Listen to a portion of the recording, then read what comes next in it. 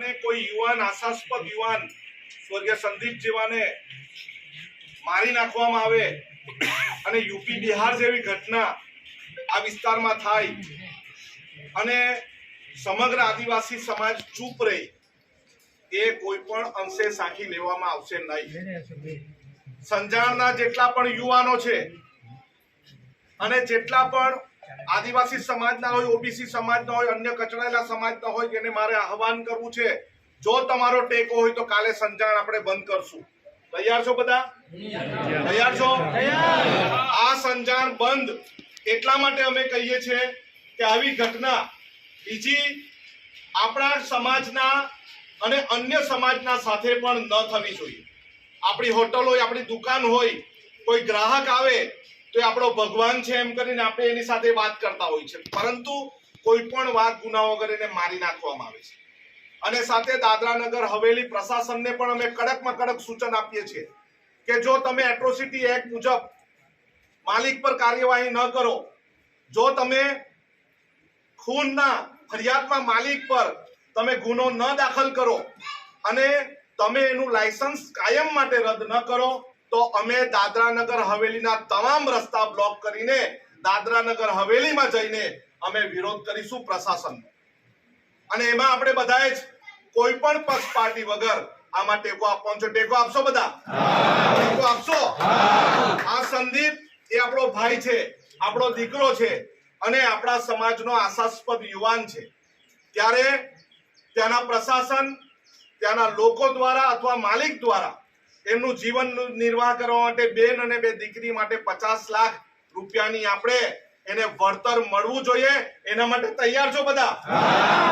અને આપણે જે રીતે પ્રભુભાઈ અને રાકેશભાઈ વાત કરી કે પરપ્રાંતિથી આવીને અહીંયા ધંધો રોજગાર કરો, અમને વાંધો નથી, તમે અહીં 2 પૈસા કમાવો, અમને વાંધો નથી, પરંતુ આતંક ફેલાવવા માટે જો અમારા વિસ્તારમાં આવશો તો અમે અમારા વિસ્તારમાં તમને પ્રવેશવા દેવાના નથી।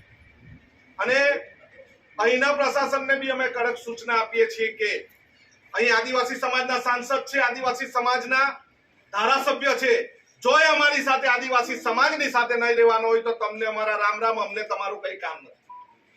આ વિસ્તારમાં ખૂબ શાંતિથી આપણા લોકો મજૂરી કામ કરે છે, ખૂબ શાંતિથી કોઈક ને કોઈક જગ્યાએ કામ કરવા માટે જાય છે, નોકરી કરે છે અને આપણે રોજનું રોજ લાવીને ખાઈએ છીએ, પરંતુ જળ જંગલ જમીનની સાથે અમારા આદિવાસી સમાજના યુવાન સાથે જો તમે મોતનો ખેલ કરવાના હોય તો અમે સાખી લઈશું નહીં। આવી દાદરા નગર હવેલીમાં કોઈ હોટલ હોય અને બાર હોય, એમને તાકીદે આદિવાસી સમાજ તરફથી અમે સૂચન કરીએ છીએ, આ પ્રકારનું જઘન્ય કૃત્ય કરતા પહેલા વિચારજો।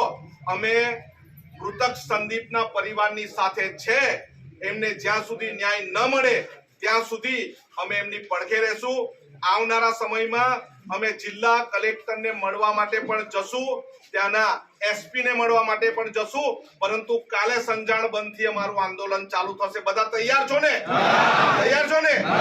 આપણે આવતીકાલથી સંજાણ બંધની જવાબદારી આપણી તમામની છે અને આપણે 1 દિવસનો બંધ ખૂબ શાંતિપૂર્વક પાડવાનો છે, કોઈને જબરજસ્તી કરવાની નથી, પરંતુ શાંતિથી દરેક લોકોને આપણે અત્યારથી જ આજથી વાત કરવાની છે, મીડિયાના માધ્યમથી કરવાની હોય, સોશિયલ મીડિયાના માધ્યમથી કરવાનું કરી દેવાનું છે। આપણે બંધ પાડીને 1 દિવસનો શોખ આપણા દીકરા માટે પાડવાનો છે। આ રીતે કોઈ બીજું ન કરે એના માટે શોખમાં તમામને સહકાર આપવા માટેની લાગણી અને માંગણી પણ કરીએ છીએ। આવનારા 2 થી 3 દિવસમાં પ્રભુભાઈ અને પ્રશાસક અને પ્રશાસન જોડે ચર્ચા કરીને એમની પાસે સમય માંગીને આપણે ત્યાં મુલાકાત માટે જઈશું। તમામે આજે આવીને શ્રદ્ધાંજલિ રૂપે આપણે બધા મળ્યા, એ બદલ તમામનો આભાર। હવે પછી પણ મિતેશભાઈ જે વકીલ છે તે આપણને એ પ્રકારનું માર્ગદર્શન આપશે કે આપણે કાયદાકીય લડત કઈ રીતે લડવાની છે।